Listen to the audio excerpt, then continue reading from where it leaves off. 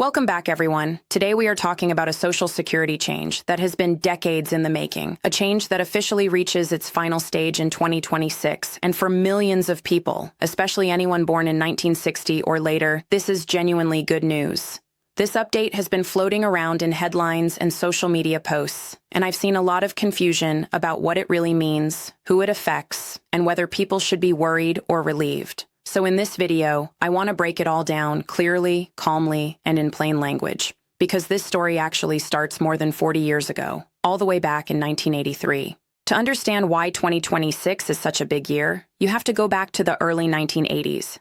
At that time, Social Security was facing serious financial trouble, and lawmakers stepped in with a major reform package designed to keep the program alive. One of the biggest changes they made back then was deciding to slowly raise the full retirement age. Instead of hitting people all at once, they stretched this change out over decades, gradually pushing the goalpost further and further away. That slow-motion adjustment is what we've been living through for years, and in 2026, that process finally reaches its last scheduled step. Before we go any further, I do want to quickly mention something important for those of you who are on Medicare or getting close to Medicare age. If you're one of the roughly 70 million people on Medicare, or if you're about to transition onto Medicare soon, getting the right coverage really matters. A lot of people end up overpaying simply because they don't fully understand their options. There are free resources out there that help people compare plans and potentially save a significant amount of money, and thousands of people in this community have already taken advantage of that kind of help with great results.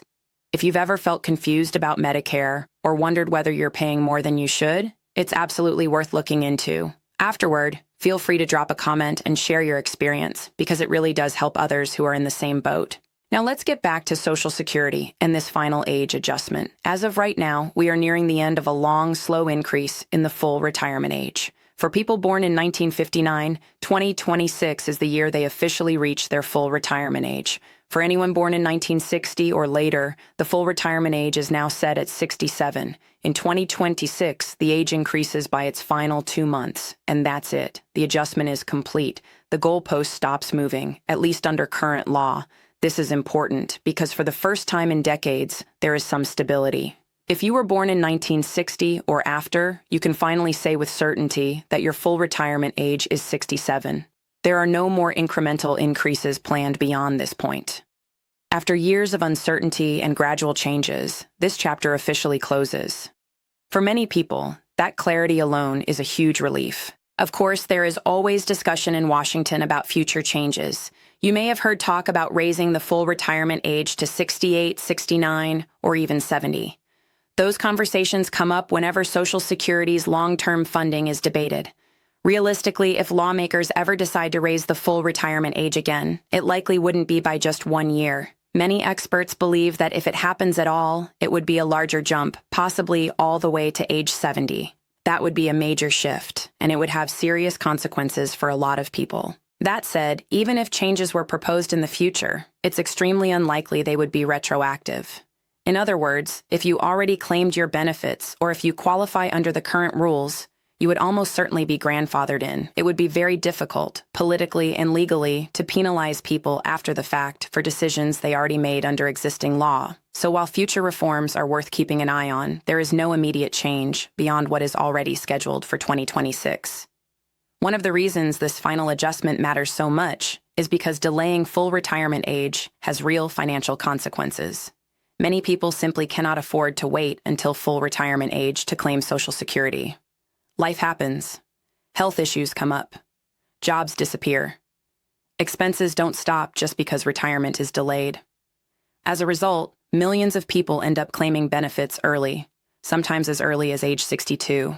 When your full retirement age is 67 and you claim benefits at 62, you are taking them 5 years early, and that comes with a significant reduction. In simple terms, the reduction works out to roughly 6% per year, or about 0.5% per month. Over 5 years, that can add up to around a 30% cut in your monthly benefit for the rest of your life. That is a huge difference, and for many retirees, it can mean hundreds of dollars less each month. That's why the slow increase in the full retirement age has been so challenging for so many people. Every time the goalpost moved, it made it harder to reach full benefits without taking a hit. Now, with the final adjustment in place, at least people born in 1960 or later have a clear, fixed target. There are no more surprise increases baked into the law, and that certainty allows people to plan more confidently. It's also very important to understand who this change does and does not affect. If you are already receiving Social Security benefits, this adjustment does not affect you at all. Your benefit amount is locked in based on when you claimed, and nothing about the 2026 change alters that. This update only applies to future retirees who have not yet claimed their benefits. And just to be clear, there is no right or wrong decision when it comes to when you claim Social Security. Taking benefits early is not a bad choice if it's what you need. Waiting until full retirement age or beyond can increase your monthly payment, but that only makes sense if your health, finances, and personal situation allow it. This is your money. You earned it. The best decision is the one that fits your life, your needs, and your retirement goals. The big takeaway here is that 2026 marks the end of a very long transition period that started back in 1983. After more than 4 decades, the full retirement age increase finally reaches its final step. For anyone born in 1960 or later, full retirement age is now firmly set at 67, and under current law, it goes no higher. We will continue to hear debates about Social Security reform, solvency, and long-term funding. There will be proposals, headlines, and plenty of political arguments. But for now, this specific change is settled, and it brings a sense of closure to one of the longest-running adjustments in the program's history. If you've seen confusing headlines or mixed messages about this topic, I hope this explanation helped clear things up. If you have questions, thoughts, or personal experiences you want to share, drop them in the comments below. I read them, and they often help shape future videos. If you're new here, make sure to like this video, subscribe to the channel, and share it with anyone who might benefit from this information.